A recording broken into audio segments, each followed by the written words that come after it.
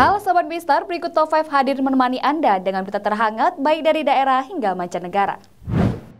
Polda gagalkan ratusan PMI non-prosedural yang akan diberangkatkan ke Kamboja. Diduga para pekerja migran ini akan dipekerjakan sebagai operator judi online. Sebanyak 212 diduga pekerja migran Indonesia atau PMI gagal berangkat ke negara Kamboja Jumat pekan lalu. Ratusan PMI ini diamankan di Bandara Kuala Namu. Seluruh pekerja migran ini sudah menyewa satu pesawat untuk berangkat ke Kamboja. Dikabarkan mereka akan dipekerjakan di lokasi ilegal di Kamboja. Kabid Humas Polda Sumatera Utara Kombes Pol Hadi Wahyudi menjelaskan para PMI ini berasal dari berbagai provinsi di Indonesia, Jawa Barat, Jakarta, Medan, Padang, Pontianak, dan lain sebagainya yang terdiri dari 20 orang wanita dan 192 pria. Berdasarkan informasi yang didapat, para pekerja migran yang akan berangkat ke Kamboja ini diduga akan bekerja sebagai operator judi online PAY4D. Sebelum diberangkatkan ke Kamboja, ke-212 PMI non-prosedural itu bekerja diduga sebagai operator judi online yang ada di JC Medan Johor. Untuk saat ini, katanya ratusan PMI itu telah dipindahkan ke dua lokasi, yaitu Gedung Badan Pengembangan Sumber Daya Manusia atau BPSDM dan Lembaga Penjamin Mutu Pendidikan atau LPMP. Sementara itu, Direktur Reskrimun Polda Sumatera Utara telah menetapkan 5 tersangka, 3 diantaranya sudah dilakukan penahanan, mereka bagian dari PMI tersebut, sedang 2 tersangka lainnya masih dalam pengejaran. Adapun peran tersangka sebagai perekrut dan ada yang memberi fasilitas penginapan. Reserse Kriminal Umum bekerja sama tadi dengan Dinas Tenaga Kerja, kemudian Imigrasi, dan BP3MI menemukan 212 yang diduga pekerja imigran yang hendak berangkat menuju Kamboja dari Bandara Kuala Namu, Medan, menuju Kamboja. Dari 212 ini, mereka berasal dari berbagai wilayah yang ada di Indonesia. Ada yang dari Jawa Barat, kemudian Jakarta, Medan, kemudian Padang, dan lain sebagainya. 212. Pak Adi, ini mereka charter pesawat yang sama, artinya memang terorganisir, Pak Adi? Ya, jadi dari rencana awal atau penyelidikan awal yang dilakukan oleh teman-teman dari Krimum, seperti itu. Mereka mencarter satu pesawat yang langsung berangkat dari Kuala Namu menuju Kamboja. Itu legalitasnya sendiri juga gimana? Masih kita dalami. Semuanya masih kita dalami. Artinya info ini juga sudah diterima oleh KBRI di Kamboja ya, Pak? Nah, itu yang nanti kita koordinasikan ya. Nanti kita koordinasikan dengan KBRI yang ada di Kamboja. Jadi proses malam ini adalah mereka kita bawa ke Polda, kemudian sambil ditindaklanjuti oleh teman-teman dari Krimum untuk dilakukan pemeriksaan dan pendalaman. Kira-kira itu ya. Ada dugaan mereka dipekerjakan di... Semuanya masih kita dalami ya. Banjir melanda sejumlah wilayah di Sumatera Utara, diantaranya Deli Serdang, Medan, dan Simalungun. BMKG serukan waspada hidrometeorologi karena diprediksi hujan deras di sejumlah wilayah Sumatera Utara akan berlangsung selama beberapa hari ke depan. Hujan deras yang terjadi Rabu malam hingga Kamis pagi mengakibatkan sejumlah wilayah di Sumatera Utara tergenang banjir, yakni Kota Medan, Kabupaten Deli Serdang, dan Kabupaten Simalungun. Di Kota Medan sejumlah ruas jalan digenangi air. Dari data yang dihimpun Badan Penanggulangan Bencana Daerah atau BPBD Medan, terdapat 5 kecamatan yang terdampak banjir, yakni Medan Selayang, Petisa, Medan Johor, Medan Sunggal, dan Medan Baru. Kelurahan Beringin, Kecamatan Medan Selayang menjadi lokasi yang paling parah terdampak banjir dengan debit air mencapai 1 meter. Setidaknya sekitar 700 rumah ikut terendam dan sejumlah warga terpaksa mengungsi. Banjir di Medan disebabkan meluapnya Sungai Babura dan Sungai Deli akibat tingginya intensitas hujan. Sementara itu di Kabupaten Deli Serdang, rumah-rumah warga di sejumlah desa di beberapa kecamatan terendam banjir. Bahkan akibat hujan, longsor juga terjadi di desa Gunung Rinti. Banjir juga menewaskan 1 orang anak di Dusun 1 Desa Tanjung Morawa B, Kecamatan Tanjung Morawa, Deli Serdang. Berdasarkan data yang dihimpun, banjir juga melanda areal persawahan Kecamatan Hamparan Perak, Kecamatan Galang, Kecamatan Tanjung Morawa, dan Kecamatan Bangun Purba. Banjir juga mengakibatkan 2 jembatan di Bangun Purba terputus menutup akses jalan. Banjir yang terjadi dikarenakan Sungai Sukalue yang tak bisa menampung debit air akibat hujan deras yang melanda. Banjir yang terjadi di Desa Lengaus, Seprang, Tanjung Morawa merendam unit pelaksana teknis atau UPT, Balai Benih, dan Ikan Tawar. Banjir yang terjadi di Desa Lengaus, Seprang, Tanjung Morawa merendam unit pelaksana teknis, Balai Benih Ikan Air Tawar. Di Kabupaten Simalungun, banjir terjadi akibat luapan Sungai Singkam di Pasar Bawah Serbelawan dan Sungai Perpayakan Bosar Maligas, mengakibatkan ratusan rumah warga dilanda banjir di 3 kecamatan, yakni Kecamatan Dolok Batu Nanggar, Serbelawan, dan Bosar Maligas. Luapan Sungai Singkam membuat kawasan sekitar Jalan HAR Siap terendam banjir. Dari data yang dihimpun, sekitar 400 rumah terendam banjir di 3 kecamatan tersebut. Selain merendam rumah warga, kendaraan bermotor seperti mobil juga ikut terendam air yang ketinggiannya sekitar 1,5 meter hingga 2 meter. Banjir juga terjadi di Kabupaten Asahan. Sekitar 200 rumah warga di Desa Silotua, Kecamatan Setiajadi, Kabupaten Asahan terendam banjir akibat curah hujan tinggi dan luapan air Sungai Bunut. Koordinator Bidang Data dan Informasi BMKG Wilayah 1 Medan, Eri Dawati, mengatakan pihaknya sudah memprediksi Sumatera Utara berpotensi dilanda hujan dengan intensitas ringan hingga lebat disertai petir dan angin kencang pada periode 15 hingga 18 Agustus 2022. Ia mengingatkan kondisi ini dapat mengakibatkan terjadinya bencana hidrometeorologi atau banjir bandang, longsor, angin kencang, dan gelombang tinggi.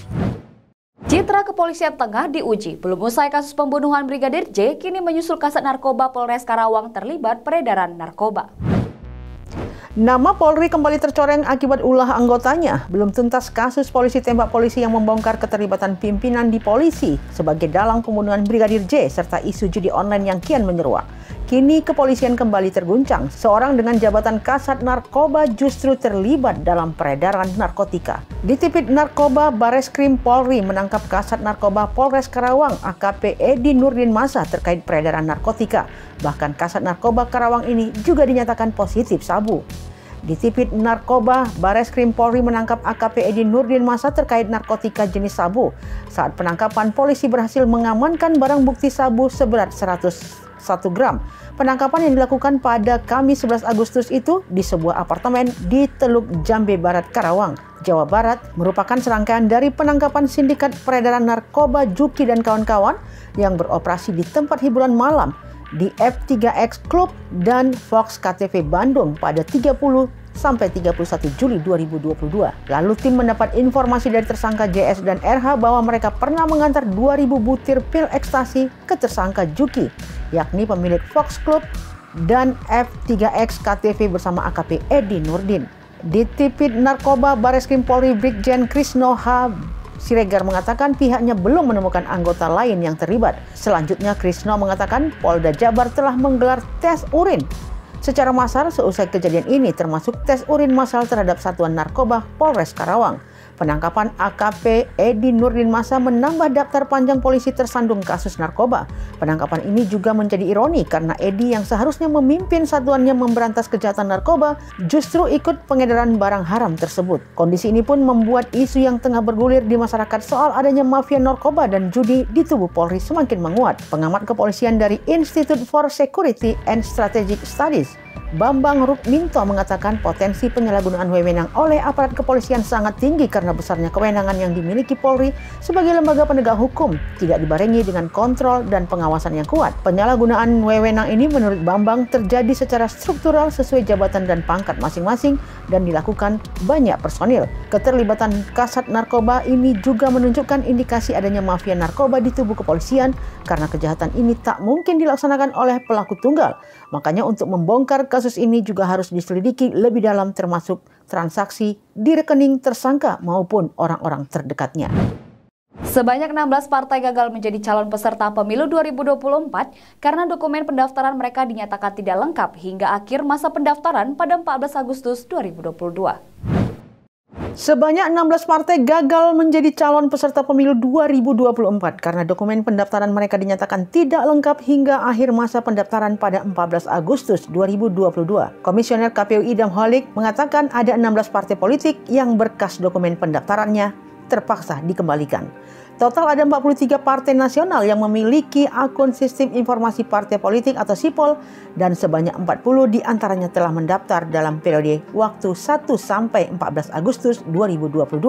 Dia mengatakan bagi partai yang dokumennya dinyatakan sudah lengkap maka bisa lanjut ke tahap verifikasi. Sementara yang tidak lengkap maka tidak bisa melanjutkan tahapan dan otomatis gagal menjadi peserta pemilu. Beberapa partai yang gagal ikut pemilu tersebut diantaranya Partai Negeri Daulat Indonesia atau PAN Ondai besutan Farhad Abbas, Partai Karya Republik besutan Cucu Soeharto Ari Sigit, Partai Pemersatu Bangsa besutan Egy Sujana, hingga Partai Pelita besutan Din Samsudin.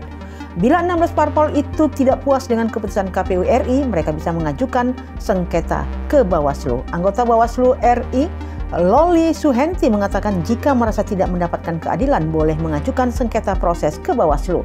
Dalam Undang-Undang Nomor 7 Tahun 2017 tentang Pemilu, kata Loli, Bawaslu akan memproses sengketa tersebut dalam waktu maksimal 12 hari. Kerusuhan terjadi di Kenya saat penghitungan perolehan suara hasil pemilihan presiden. Hasil pemungutan suara tidak diakui beberapa menit sebelum wakil pemimpinan William Ruto dinyatakan sebagai pemenang.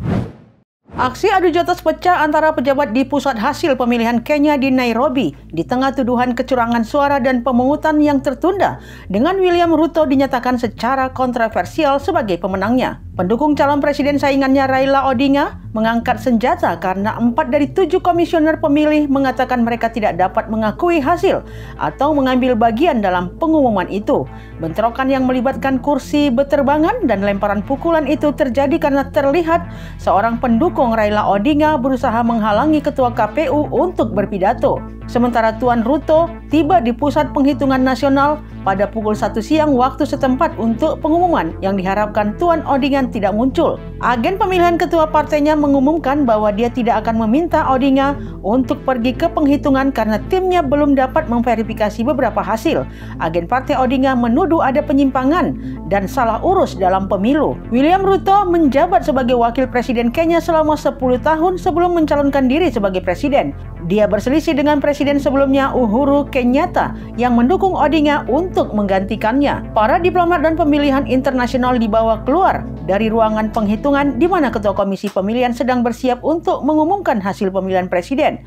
Kekerasan itu membuat 2 komisioner pemilu terluka. Pengumuman itu akhirnya dibuat sekitar pukul 17 waktu setempat, penundaan 4 jam dari waktu yang diharapkan, dengan Ruto meraih kemenangan dengan 50,49% suara dan Odinga 48,85%. Sebuah putaran kedua akan diumumkan jika tidak ada kandidat yang mendapatkan 50% suara, memberikan Ruto minimal yang dia butuhkan untuk menang. Dalam pidatonya, Ruto mengakui margin kemenangannya yang tipis dan sifat pemilih Kenya yang terpecah. Dalam pidato kemenangannya, Ruto berjanji bahwa ini akan menjadi pemerintahan semua warga Kenya dan lawannya tidak perlu takut karena tidak ada ruang untuk balas dendam. Odinga memiliki 7 hari untuk menantang kemenangan Mr. Ruto di pengadilan jika ia memilih untuk membantah pemilihan. Demikian Top 5, saya Vanessa Marpaung, sampai jumpa.